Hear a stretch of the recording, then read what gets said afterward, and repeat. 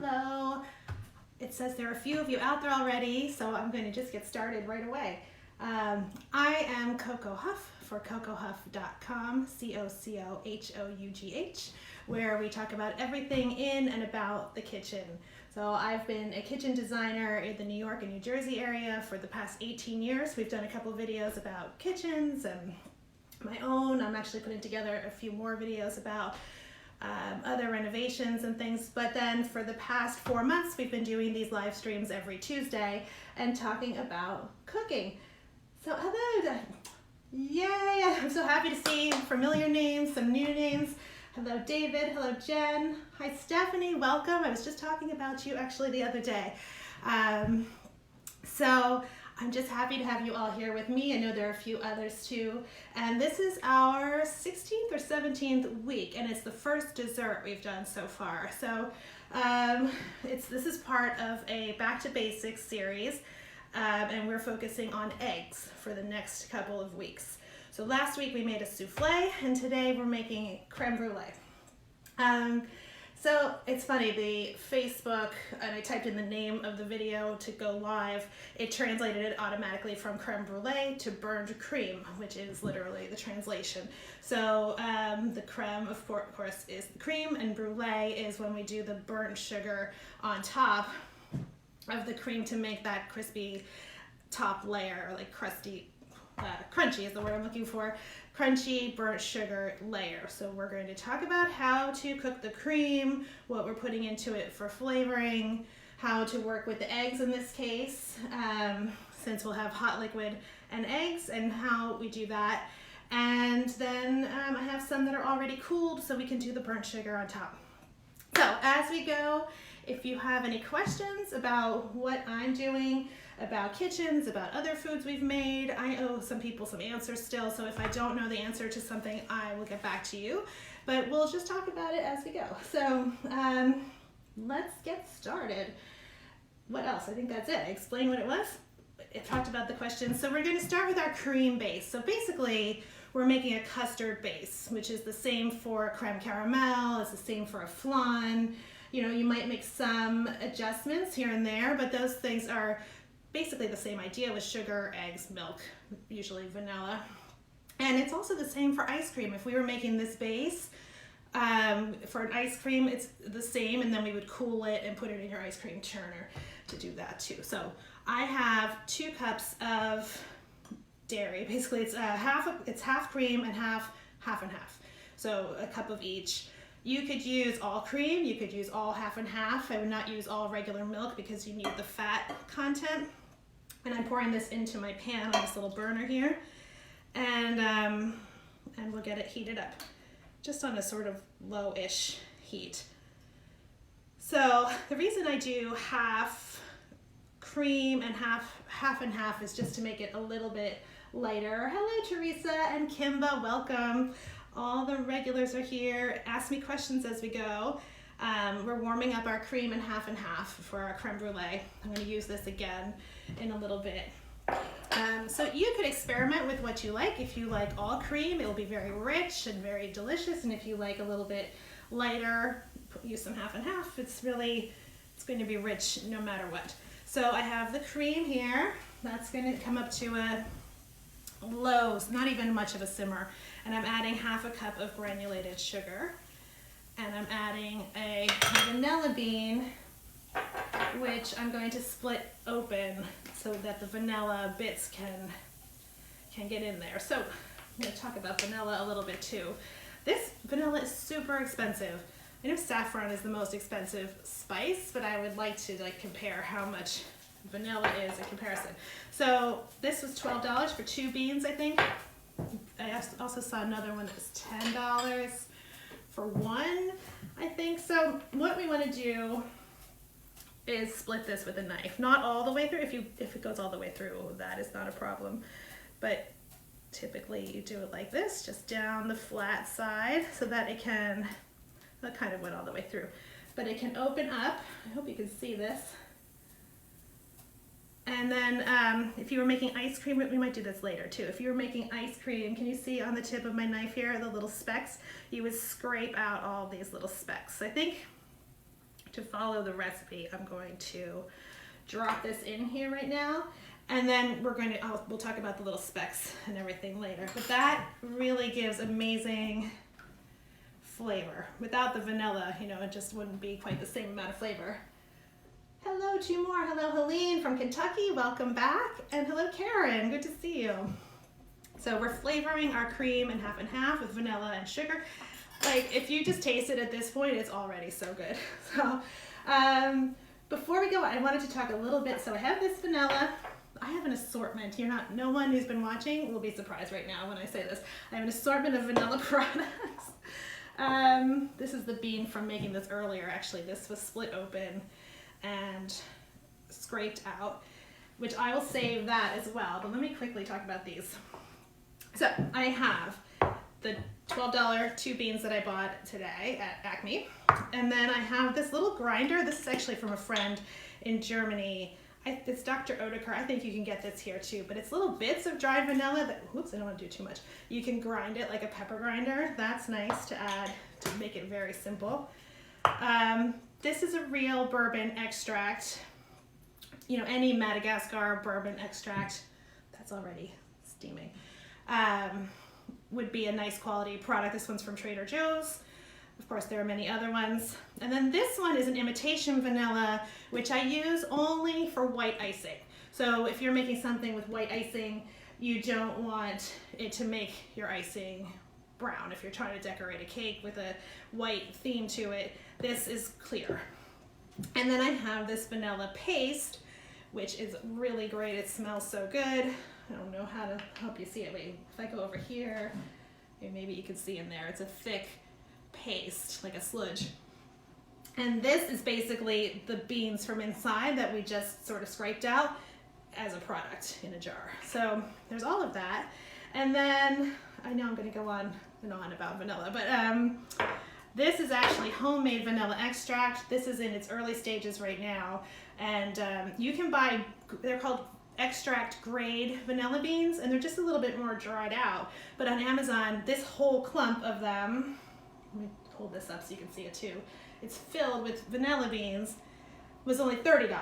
So that would be like 4 regular beans versus all of these. And then this will steep for a little while in vodka and rum and eventually become an extract of vanilla, and you'll have this huge amount of it. So that's everything I can have to say right now. It's probably not everything, but at the moment about vanilla. But anyway, we're steeping this vanilla bean in here, and I'm going to give it a quick stir. You want to be careful when you're cooking milk or cream not to scald it, especially milk. The fat sort of saves the cream from separating too much or scalding, but milk will turn into cheese if you do it too hot and too fast. Okay, so hi Stacy, welcome. Glad you could join us. We're going to need hot water, so I'm just going to fill this with water from the sink and put it in the microwave. That's going to go around our dishes in the end. So this is a lot of water. You could easily just do this on your stove top and boil water, or from a water dispenser. I'm going to do it in the microwave. All right, that's over here. I'll put that in for 3 minutes. Okay, now the star of the show is the eggs. So last week, Canvas says, can you use vanilla extract? This is a good question that I meant to mention.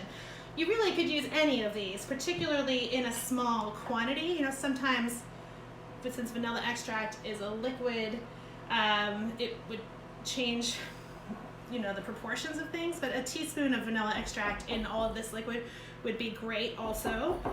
Vanilla paste would be great. Any of those products you could use in here. So if you don't have a vanilla bean, don't despair. You're still in good shape and that will work. My dog's barking. We're back to, I was thinking about week 1 when she barked the whole time. That was crazy and the doorbell was ringing, but I don't know what she's barking at right now. Okay, so last week when we did the souffle, we separated eggs. We're going to do that again. And then we were whipping up the whites. Today we don't need the whites at all. We're going to talk about adding the yolks to a cream. So we're going to separate 5 eggs. And of course, I don't throw things away, so we're going to save the whites in this ice cube tray. And then as soon as they're frozen, you pop them out and put them in a baggie, and you can make meringues, you can make a whiskey sour. There's so many things you can make with that. So it's a waste to just throw them all away, I think. So same as last week, we have the 3 container system so that, you know, our whites would not be as useful if any fat gets into them. They won't whip. So we do one at a time. So if it gets contaminated, that one goes somewhere else for scrambled eggs. I have a compost bowl over there. So one, and then transfer it to either your next bowl or into this ice cube tray. So they're not, so if you mess up once, you're not messing up everything you've already done. So to separate, let me move this out of the way actually. We crack it on a flat surface so you don't pierce the yolk with like the edge of a bowl. Yolk's over here, okay. And then we crack it in half and go back and forth between the 2 halves until most of the white is out of it. Okay, let me stir this. You can see the color. If you remember, it was very white. It's already turning this like French vanilla cream color. And since this is electric burner, I'm going to turn it off and just let it stay warm there. And let the vanilla bean sort of steep in the milk and keep giving it its flavor for now. Okay, that was 2 eggs. We have 2 whites in the ice cube tray and 2 yolks in that bowl. And we're going to do 3 more. That's my microwave, so our hot water is ready. Meringues are so much fun to make too. I don't know if we'll do it on here. It's sort of like, it takes overnight, or it takes a long time for them to dry, so it's maybe not a video thing, or maybe it's a pre-recorded video. Oops, put that white in here. And then maybe that would be a good pre-recorded, but that's a good one to do with kids. They like using the piping bag and all that. That's fun. And a whiskey sour, a lot of traditional cocktails have an egg white in them to make them froth up, and particularly if it has lemon juice in it, I don't worry about the raw egg so much. The same way a ceviche gets kind of cured by lemon, an egg would too. So that, don't have to worry about that. And this is number 5 over here. Okay.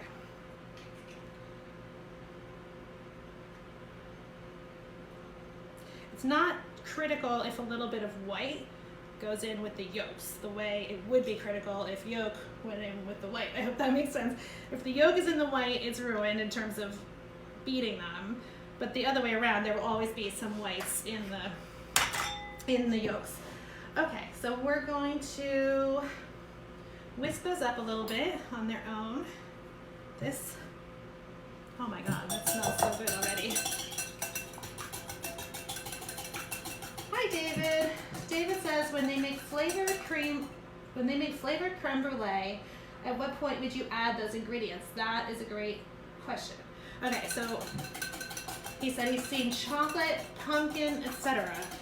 So, chocolate, I would start adding into this cream right now so it can melt and get incorporated in there while it's very hot. Pumpkin, I think I would add to this egg mixture right now, so because you don't really need it to melt or anything. And I think if you add the amount of eggs that we're putting in here, a half a cup of pumpkin would make no difference in terms of binding together at the end, or maybe you'd add 1 extra egg yolk in that case. Chocolate, that sounds amazing. We're gonna have to try that. I've also seen like lavender creme brulee. So you would infuse, if you're doing any sort of herbs or spices or cardamom, things like that, you would infuse this milk with those things at this point, right now while it's steeping. All right, we blend this up first. We kind of always blend the eggs with something else first so that you're not like missing an egg yolk and trying to find it in a pot of more things. And hey Kelly. Kelly says she's thrilled to finally learn how to make this dish. It is a good one. I have to say, this is great for entertaining. It's really quite easy and it's scalable. If you can double this, you can scale this to infinity. And it's also a good do ahead because it has to sit in the refrigerator And then you just wow your guests at the last minute with a torch, and they're like, ooh, and it's pretty simple. So, okay, the most important part of working with eggs in this situation is to temper them, which means we're going to take a little bit of the hot liquid and put it in here with the egg yolks before we dump the egg yolks into the hot liquid. So the reason we do that, I have all my ramekins over here. The reason we do that is to get the temperature balanced between the two, so if you just put this straight into hot liquid, you would end up with bits of scrambled egg, and we don't want that. We want it as smooth as possible. So I'm taking 1 ladleful and pouring it. Whoops, I should have done that a little bit more slowly.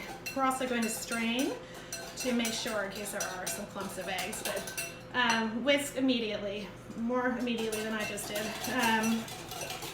And you're just making sort of a medium temperature in the eggs and making it more liquid so that there's, I guess it would be harder for the eggs to clump once there's so much liquid in there. All right, so now these are tempered, and we're going to slowly, we're going to take our vanilla bean out actually first. Oops. Ah, that's hot. That is a hot vanilla bean. All right, that's going there. And we'll slowly whisk these tempered eggs into our hot cream. Okay, so you can see, maybe you can see, there are some specks of vanilla in here already. And I'm just gonna actually take this off of the heat. I don't like electric because it's just, it never cools off. Okay, let's come over here. All right, pouring this in here. You could let this milk mixture cool a little bit more actually.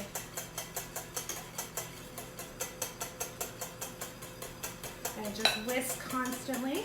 Ooh, it's getting kind of frothy. And then to get it out of this hot pan, I'm going to strain it immediately back into this bowl. All right. So the recipe does not call for straining. And actually, it was mostly unnecessary, but I just like to, I feel like to go through all that effort and then have it not be smooth doesn't, you know, it's worth the extra step to strain it. So there was just like a little bit of egg in there that clumped together, tiny bit, you can barely tell at all, but it was worth it just to get that smoothness. Okay, so that's basically it. We're gonna do a little bit more, but it's so simple like that. So now we have a hot custard, and I'm gonna split open that vanilla bean and put the rest in here. So let me show you how to do that. Move that. Let me just wipe off this board a little bit too. Okay. All right, so we take our knife, we already split this open, and we try to just get it, I might need to split it all the way actually.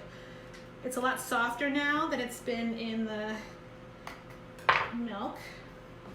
And then, so now you have like a half thing that's still folded, and we're going to kind of lay it out, if I can. Open it up, in the middle is the easiest, and then use the back of your knife, not the sharp part, but the back, to scrape inside there. And you know, this is like gold. This is good stuff. So you can see on my knife, whoops, where's my hand? That's how much I got out of that half. And let's do this half too. This half has a lot. All right. I'm gonna put that right into our custard. It's sort of, because it's not ice cream that has a thicker consistency, it sort of sinks to the bottom, which is probably why they didn't say to do that, but it still gives it the flavor. I have it on my hands. If you didn't want to do that for this, so the recipe specifically says, when pull this out and throw it away, and I was like, ooh, I would never throw it away. So scrape that out. You could put it in here like we just did. You could put it in your oatmeal in the morning. You could put it in your coffee. I mean, there's so much you could do with that. I think they probably said to throw it away because it was in milk. So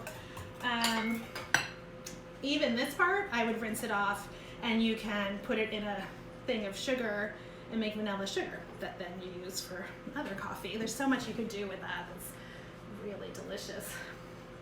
Okay, so we're going to put this into our ramekins, and we need to cook it in a water bath. So typically when you're working with egg custards or flans, anything that's an egg base, and you're baking it in the oven, you want to surround it with hot water first, and it makes it cook more evenly. It makes it not puff in the center. So obviously last week with the souffle, we really wanted it to puff, and we wanted that burst of heat on it. This one, we want a gentle heat. So I should have said in the beginning, my oven is at 325 degrees, so a little bit on the lower side. And then we're going to put our ramekins in this tray and fill the hot water from the microwave, which is still beeping. If you were doing, so Kimba, who's here right now, she was laughing about my collection of ramekins. So I want to show you some options. I have so many, it's like an obsession. I just love ramekins.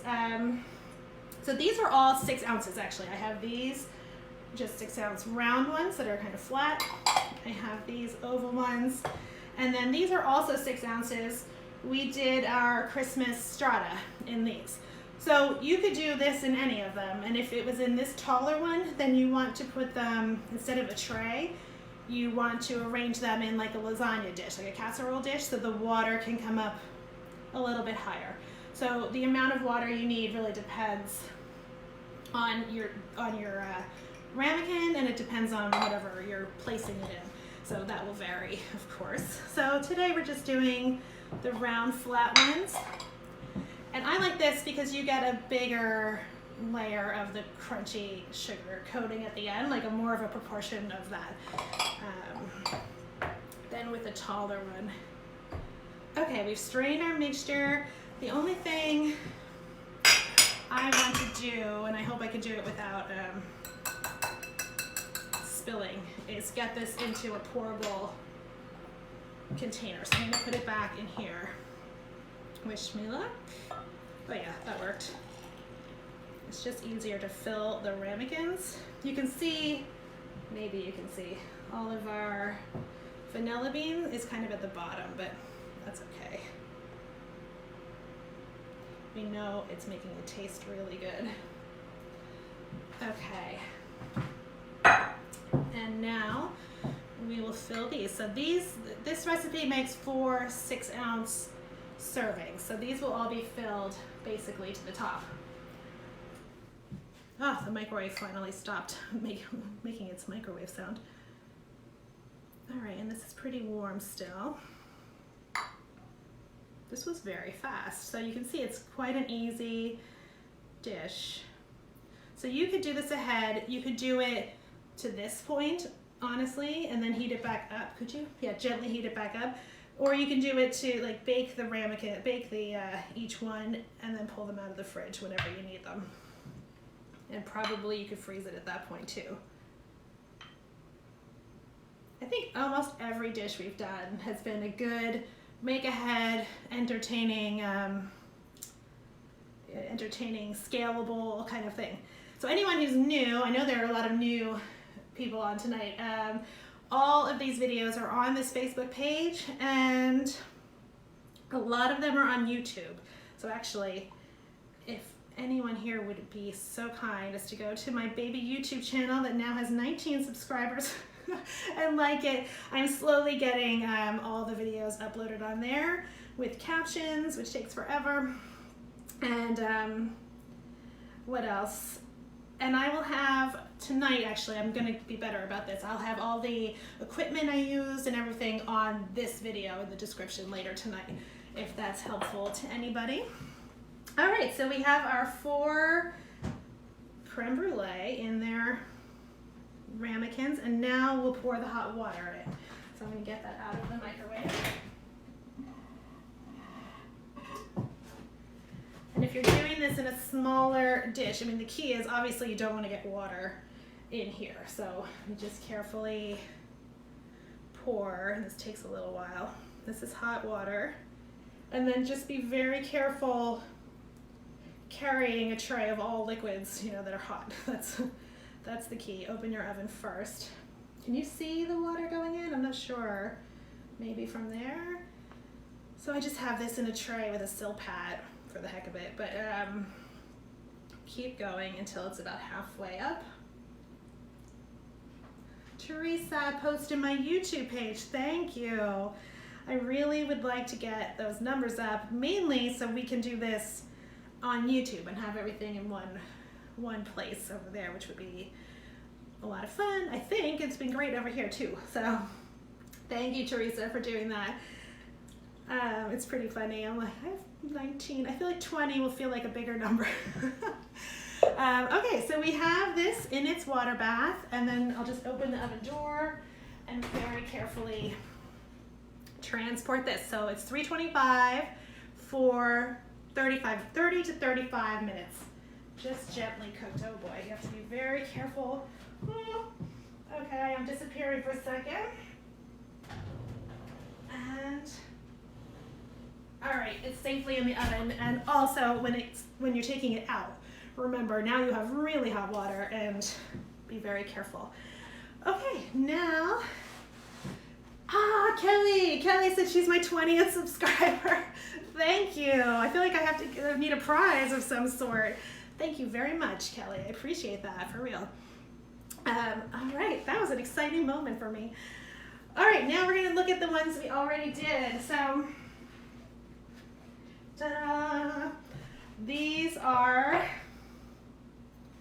creme brulee, obviously, that were cooked earlier. So when I took them out of the oven, I was like, are they cooked? I mean, the color has not changed significantly. It's still this pale yellow, and it was still a little bit moving when it came out of the oven, which is what you want. That's one of the keys to egg things, including a quiche, including anything, is not to overcook it. Only because it starts to get dry and tougher, and just the texture isn't as delicate. So this was moving a tiny bit when it came out of the oven, and now it has I don't want to say jello, but like a firmer to the touch consistency. Okay, there's actually also panna cotta, which is the Italian version of this kind of thing, which is made with gelatin. It's a different base, which we can do sometime. I just realized I left out my salt. That's not an issue, but a tiny pinch of salt in that milk would have been fine as well. And now for the moment we've been waiting for. Stacy said it's beautiful. Thank you. So I did not practice. I've done it in the past, but I did not practice today. I like to usually do this on the day of, but with the torch and everything. So we're gonna see what happens. So 1 teaspoon of sugar.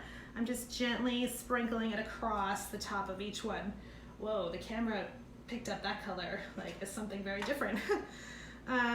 So it's kind of a white coating on top, maybe a little less than a teaspoon. Okay, gently sprinkle it all over.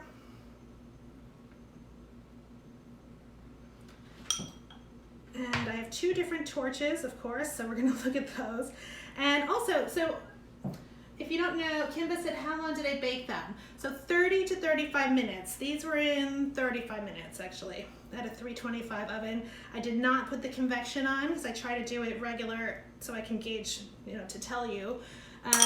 Convection, I would do 30 or like 29 minutes, 28, something like that. So, okay, so Mark Bittman is a New York Times recipe writer, chef. My brother, who's on the call, actually gave me some of his books that are great. But so this is his recipe in general. I've made a couple changes. We strained it. We kept the vanilla bean. And then he recommends putting this under the broiler. So if you don't have a torch, which not everybody does, put your rack 3 inches from the broiler and very carefully put them back in without the water this time. Very close to the broiler, and watch it like a hawk. Watch it like a hawk, or you will have burnt sugar. Helene is asking, is it plain white sugar? Yes, this is plain white sugar. I've never experimented with that. Always makes me think like, well, what else could we do? I've never really tried it with brown sugar, but brown sugar, of course, makes everything amazing. So you could try that as well. I think it would burn faster is my guess. All right, I have 2 torches. So we're not doing the broiler method, we're doing the torch method. This one it's by Bonjour, and it's sold as, you know, a household kitchen torch. This has butane in it that fills from the bottom. It has, I think, enough to do 1 or 2 of these left. And then this one I love because it's dangerous.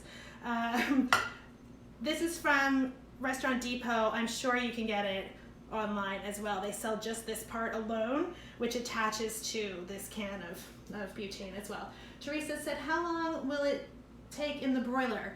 Probably 3 minutes if your broiler is on. I have low, medium, hot, and high broiler.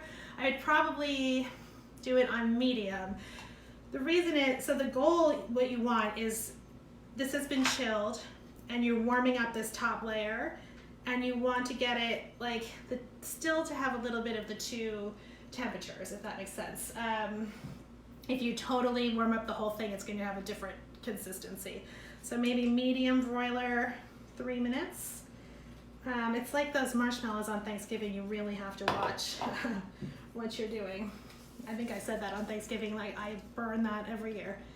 All right, how does this work? So this has a safety, and then you have to hold it down as long as you want it.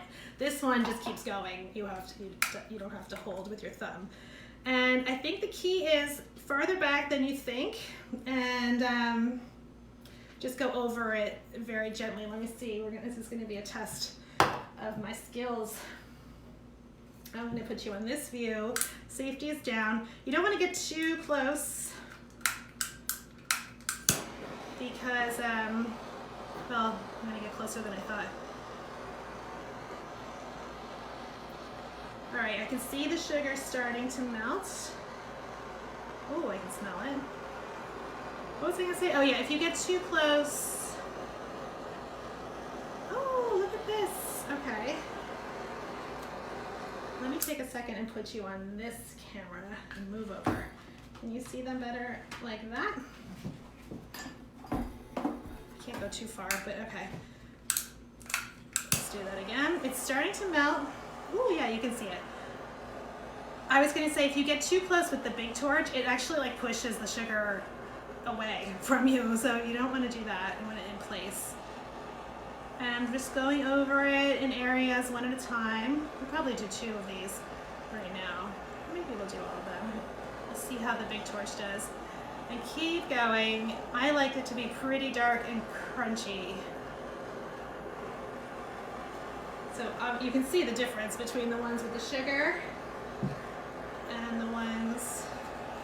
So I use this torch for, oh, there we go. We're getting some bubbles. Can you see them? Oh yeah. And that's a little burnt spot. Try, oh, look how it's bubbling up. The trick is to keep moving, really.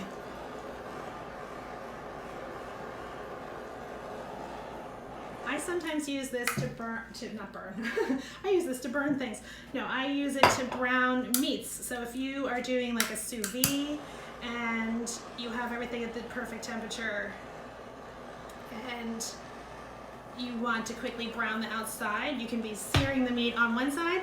Oh, I'm burning now that I'm talking. And torching it on the other side to get the even browning without changing the temperature inside too much. All right, I think that's it for this one. We have some little areas that are very dark, and then an overall browned top. So now we're going to try the other one. That's pretty good. I went a little too far in those spots there, but I like it. What else was I going to say? So basically, I love doing sugar chemistry type stuff where you can make lollipops and candy. So we're basically just getting this top layer of sugar to the hard crack stage where all the water is gone out of it molecularly and it becomes like a sheet of glass. All right, this one, we turn on the gas, and now we're in business. All right, so I'm holding it back. They sell these canisters in a case of 24, so I have a lifetime supply of butane. All right, the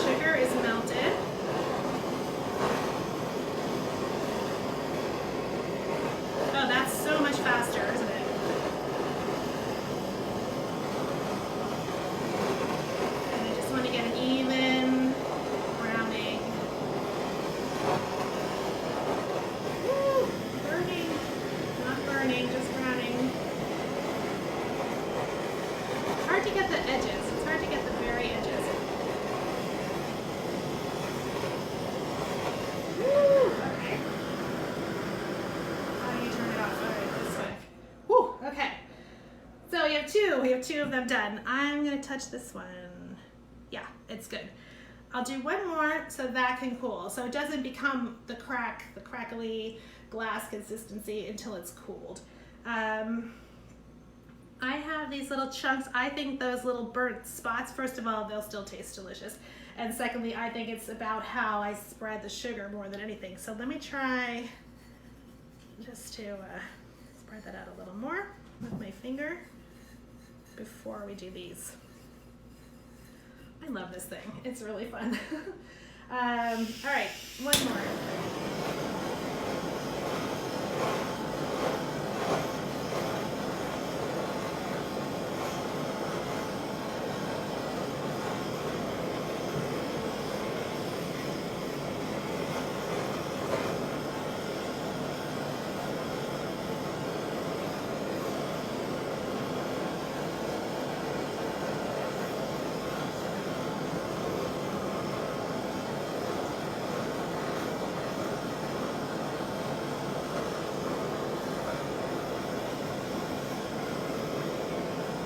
Oh, that looks good.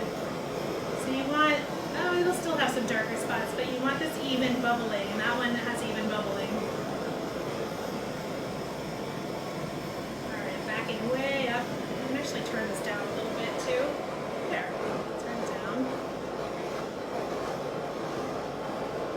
Yeah, it doesn't have to be on high heat immediately. All right, we have 3 of them done. Probably good for trying it, right? You want me to do a 4th? That is still very hot. That one is cooled down. Yes, that one has its crunchy outside. All right, so let's try one. I think we've achieved what we want. So if you're doing it this way, it takes some practice. And Wendy says, I love this torching part. Burnt a little is my favorite. Right, burnt a little. We don't say burnt, we say extra caramelized. That's very important. Okay, so will anyone, hi Mia. Mia says they look gorgeous. Will anyone be bored if I do one more so that they're just all done? I'm going to do one more. And then we're going to taste them. So I didn't bring a lot of garnishes out for this, but you could do just a mint leaf, would look very pretty, some raspberries, and then you could do things like a raspberry sauce on the side, but they don't really need much. I like just a mint leaf, that's kind of pretty. All right. Thank you, Mia, for the compliment. Oh, the last one is always the best one. Don't tell anyone. Give that one to your guests, of course.